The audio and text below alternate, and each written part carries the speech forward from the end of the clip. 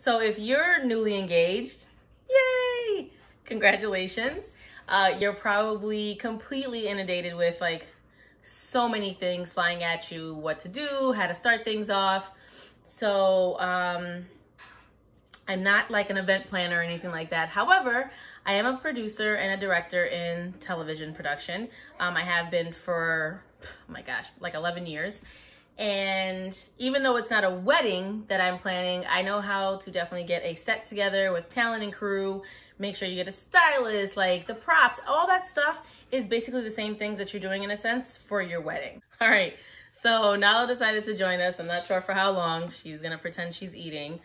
Anyway, so when you're thinking about planning for your wedding, there's so many places you could start. I don't think there's like a wrong place or a fully right place, but to get yourself into like a better way of being organized, I would definitely say to order a wedding planner. I got mine from Amazon, so this cost me, I think it came out to $26. It's actually pretty heavy because it comes in this nice box that says wedding planner, and I ordered some cute little pins that look like it has like a diamond ring. You don't have to do this, obviously, of course, but I just thought it was cute, and it was like $5 extra, so whatever. Anyway, it came in a box, and take it out. It's really cute.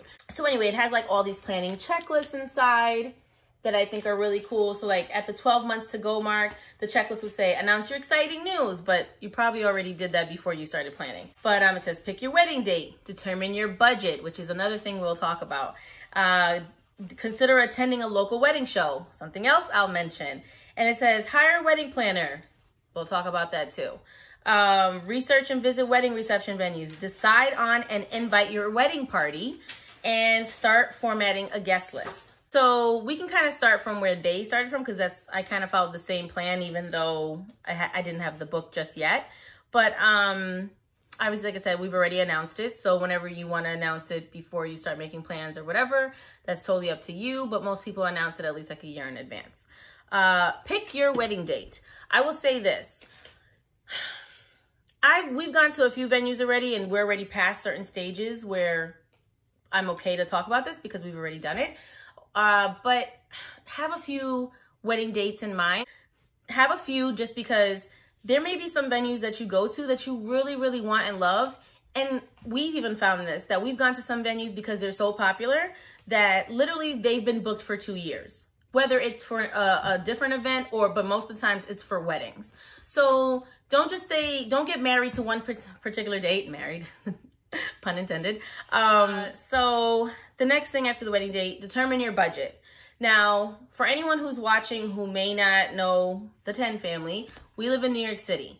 And if you want to, if you're planning on having a big wedding, and you want something really nice, and you want people to have a good time, yes, you're gonna spend quite a lot. But I looked up what was the average wedding cost, excuse me, for the year of 2019, because obviously 2020 wouldn't be out now. And I saw that, and when I spoke to Tony, I said this could be what we kind of base our budget off of in a sense, or know that we don't want to go past this, or we may go past it even if it's by like $5,000, because it's very easy to go past your budget, especially when you want certain things. So we'll get into that later. Excuse me, miss. We'll get into that later, because there are ways around, you know, trying to fix where your budget could probably be a little bit less and where you're willing to spend a little bit more, what's more important. Those are things you have to break down. So after you determine your budget, it says consider attending a wedding show. Tony and I already attended one called Bride Lux. Thank you, miss. And actually, I probably wouldn't have attended this particular one if I didn't get the tickets for free. So shout out to Bride Lux, because they really helped me out. We happened to go because we got the tickets for free. I don't know, obviously when you're Googling things on your phone and then all of a sudden you get on Instagram or Facebook, those are the ads that pop up because it sees what you've searched. So it must have seen that I was searching stuff for weddings, of course. And all of a sudden I see this Instagram post and it's like, enter to win 2 tickets to Bride Lux, and usually the tickets are $99. So I entered, and then I ended up getting 2 free tickets. So there you go. I saved almost $200. Anyway, so it was at the Intercontinental in New York, Barclay, and it might be a little bit hard to see, but when I take, look, you can see like this is not flimsy. This is some really well made invitations. So we didn't go into Bride Lux. That was our first wedding show, and even if you're not planning on using any of the people that you see at a particular wedding show, you go there and you get ideas, because sometimes, I mean, like, you think you want something specific, but then you see the way a room is made, whether it's with florals or just certain favors or the dresses or whatever it may be that they're showing you there to try to get you to work with their company. Whether you work with them or not, and there's probably a lot of people there who don't fit into our budget or would eat up the majority of our budget. We could always find what we like and then research other spaces that do the same thing for a fraction of the cost. But yeah, go to some wedding shows. They usually don't cost $100. Like I said, this was a super high-end one, but they're usually like between like 10 and 25 bucks.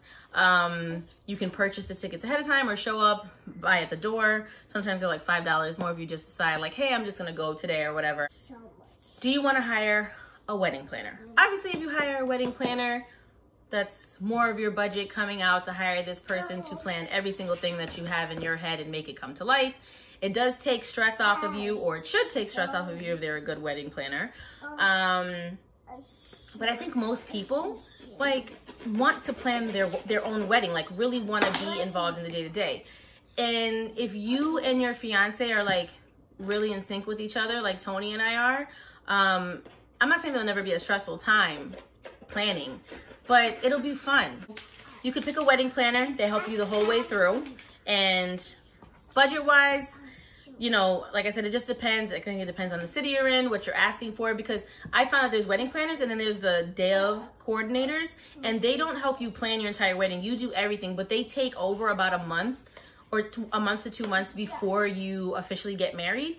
And they kind of just handle everything the day before and the day of more so that they get in touch with everyone who needs to be paid and who's arriving, whether you have a DJ or a band, or you have some sort of other entertainment, whatever it may be. Like, they make sure they handle that for you so that on the day of your actual wedding, you don't have to, you know, scurry around going, oh my God, I have to think about not only walking down the aisle, saying my vows, you know, greeting every guest that came. You know, you want to have fun at your wedding. And I've seen people at their weddings, they're like, oh my God, I have to sign the last check. I have to Venmo this person. I have to pay this. There's something wrong in the kitchen. Why should you have to deal with that on the day of your wedding? So the next thing is research and visit wedding and reception venues. Now, Tony and I have decided to have everything in one space. For us, especially, like I said, living in New York City, the traffic, just the congestion, you know, trying to make it easier for our guests, we're going to have everything in one spot.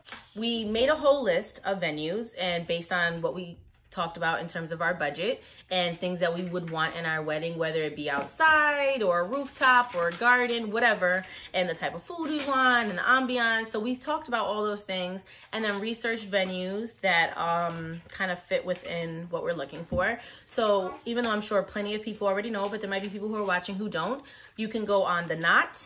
And they have so many things on The Knot that you can find, like for venues. They have reviews. We also went on Wedding Wire. They had a ton of stuff. Actually, I liked Wedding Wire a little bit more in terms of reviews for venues and the pictures, even though The Knot has a lot to offer too. Wedding Wire I felt was more, it just fit more, tailored more to my needs of what I would want to see in review. We narrowed it down to 10 venues. And then, which seems like a lot, but it's really not, because you can narrow it down, but that doesn't mean you're going to see all 10 venues. So once we did that, then we tried to do the list of venues in specific order of what we would want to see first, what we felt we might want more. And just because something is something you definitely want to see first, or you're like, no, I'm pretty sure this is going to be the one, it may not be the one, because what we thought could be the one is not what we chose. And then some stuff that we were like, we're going to go see it, but we were impressed. So, you know, try to keep that in mind.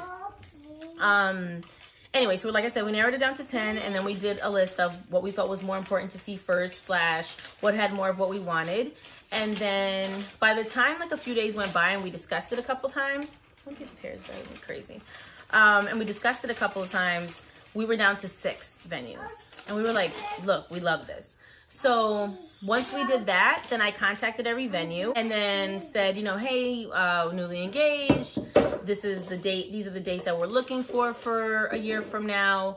We'd love to come in and see it. This is the estimate of guests we may have, because you want to say that to them because you don't know if they're able to even fit that. So like I was saying, make sure that you're giving them an estimate of what the guest list could be. I would always say, if you know you're having a larger wedding, say between 150 and 200, because there's spaces that we thought were gorgeous. We loved the packages that they broke down, sent to us, all this other stuff.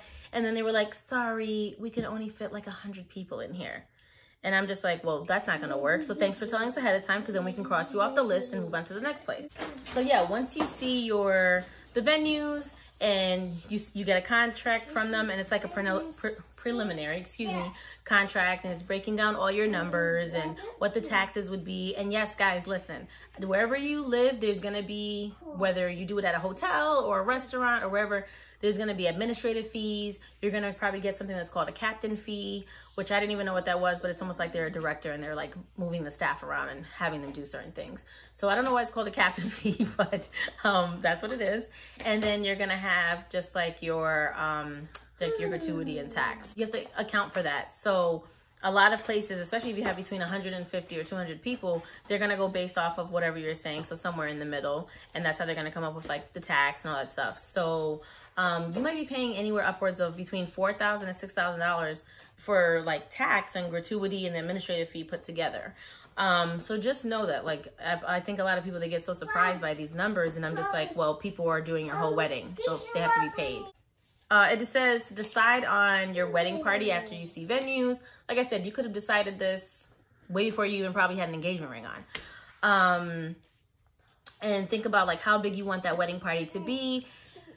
Look, don't feel bad. If people are still invited to the wedding, but you didn't make them a bridesmaid or your maid of honor, don't let them make you feel bad. You don't need to feel bad. Like, it's okay. Like, even if they're still just being invited, you're still inviting them to what's supposed to be one of the happiest days of your life. / they're still getting to eat and drink for free and dance the night away. And last, for this specific portion of the video, start formulating your invite list if you haven't already. That kind of goes back to this organizer book. Once you have like your list ready, put it like in a spreadsheet or Excel, whatever is easier, write it out. But there's a section in here. Excuse me, miss. Oh, you're just standing right in front of the camera. This is Clement. Yeah? Oh, that's beautiful. There's a section in here. Do you want to sit? Okay. Where it's to start your guest list. Miss? I see. I see you, Mom. Here. Come here. You can start your guest list, right? So once you have your guest list fully together and you and your fiance have figured out, if you're like, hey, okay, we're definitely leaving this person off, adding this family, whatever, then it has a section where you put their names. Remember, you don't have to put every single person's name if they live in the same house. It's for that household that you're inviting. Seahorse. Okay, baby. A seahorse? That's beautiful. Oh, don't mess this up, because Mama wrote on that. I need that. But there's the name, the address section, what the relationship is. I mean, you don't have to put that if you don't want to. Excuse me. But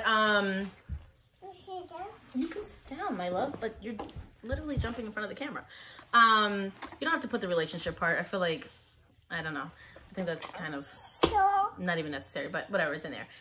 If they're invited to the rehearsal, did they confirm the rehearsal? So there's all these check-off lists that you can go off of as time goes down. Yes, my love. Did they confirm for the wedding, RSVP? If you're doing table numbers or seating charts or whatever for your wedding, that eventually gets checked off. If they have a food choice, if you're not doing a buffet and you're doing like a sit-down dinner, if you received a gift from them, and if you send a thank you card. So it even goes past the wedding. Yeah, good luck with your planning, but hopefully what I'm putting together for you guys will help you or give you a better insight as to which way to go. Okay? See you in the next video. Bye. Say bye-bye. Bye. bye. We said bye-bye, Nala. Aw, I love you.